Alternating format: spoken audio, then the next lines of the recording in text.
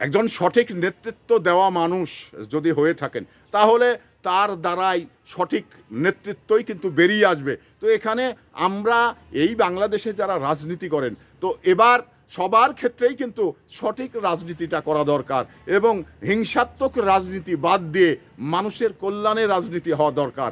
কিন্তু আমরা এই বাংলাদেশে হাসিনা ক্ষমতায় থাকতে যেটা দেখেছি, সেটা হলো যে হিংসায় একজন মানুষকে মেরে ফেলতে হবে, একজন বিরোধী দলের নেতাকে জেলখানায় রাখতে হবে, একজন মানে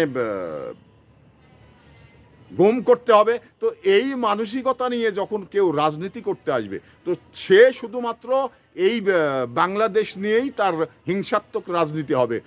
কখনো বহির্বিশ্বে সে মানে সুনাম অর্জন করতে পারবে না। তো এখানে আপনি হিংসা করে বেশি দূর আগানো যায় না। তার দৃষ্টান্ত এই স্বৈর শাসক হাসিনা, এটা আপনারা দেখেছেন। তো এখানে এই তারেক রহমান ১.৫ যুগ পরে স্বদেশ প্রত্যাবর্তনে যে সমস্ত বিশ্বে আলোড়ন সৃষ্টি হয়েছে, এটা আসলে কি হিংসা করে আগানো যায়? না, কখনো হিংসা করে একটি মানুষ এগিয়ে যেতে পারে না। এগোতে হলে সব দল মত মানুষ নিয়েই কিন্তু এবং এই বাংলাদেশকে নিয়েই কিন্তু এগিয়ে যেতে হবে। সেটারই দৃষ্টান্ত স্থাপন করলেন এই তারেক রহমান সাহেব।